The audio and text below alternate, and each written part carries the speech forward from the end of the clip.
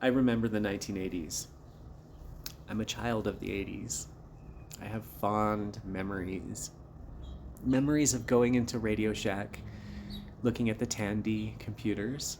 They were mysterious, and they weren't like the computers at my school, which usually were 286s or Apple II's, or whatever the flavor was around 1985 to 86.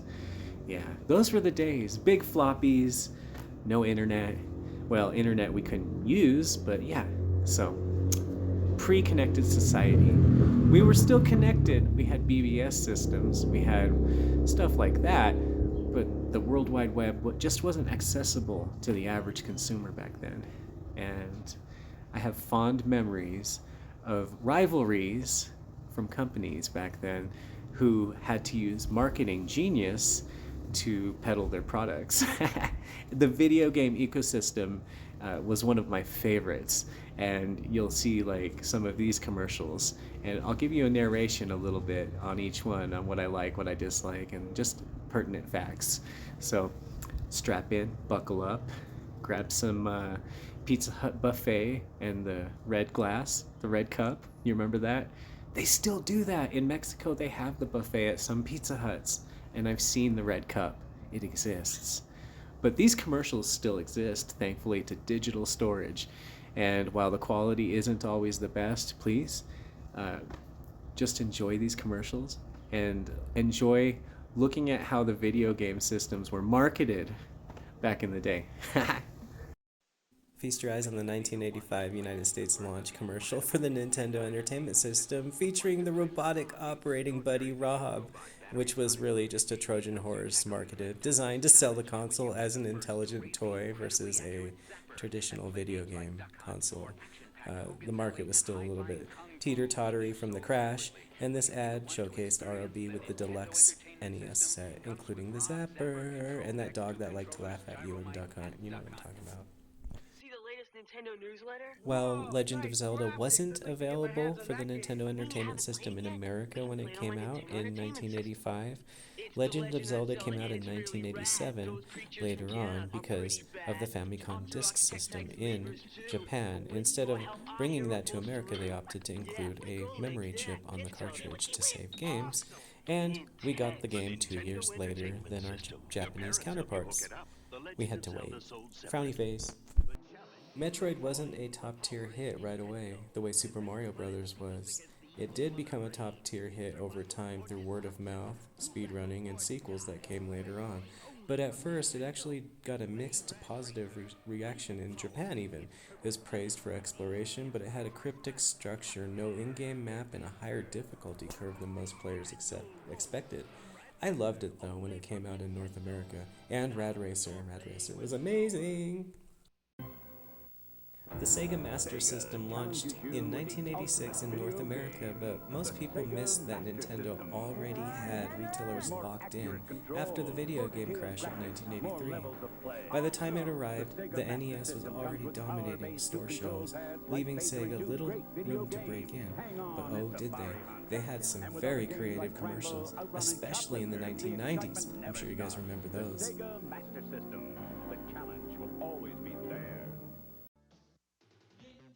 Let's take a side quest to 1989 when Nintendo quietly ran one of its strangest ads ever, the Nintendo Cereal System, where Super Mario Bros. And The Legend of Zelda literally shared the same cereal box. Most people don't even realize that Nintendo actually made breakfast cereal. Do you have any memories of it? I can remember how the Batman cereal tasted, but I don't remember how the Nintendo one tasted.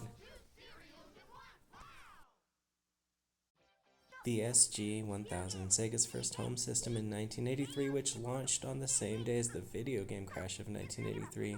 They entered the market as it was collapsing. That's why most people don't remember it.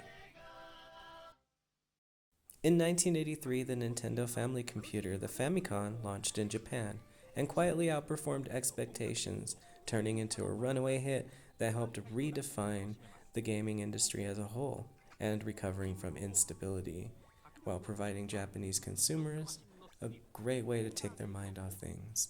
Look at that pinball game. That looks fun. I don't think I played that. Look at how cool the cartridge and the gun. Look at those. Oh my goodness. On Christmas Eve, a Toys R Us ad quietly captured a kid by the fireplace with his grandparent, getting NES games like The Legend of Zelda and Metroid. A warm, almost forgotten snapshot of when Nintendo wasn't just games, but even a part of Christmas itself. Do you guys remember Toys R Us back in the heyday? How focused on video games it was? It was crazy. And Legos. Those were the days. We definitely cannot have Christmas Toys R Us ads without one from Sega as well. So here's Sega's offering.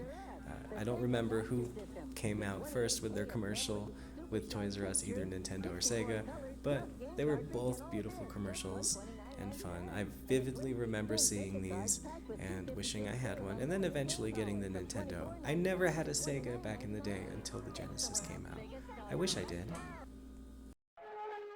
In 1983, Most people don't realize Intellivision was one of the first consoles to position itself as smarter than Atari, marketing advanced sports and realism with strategy in television ads that helped push early home gaming into a new era.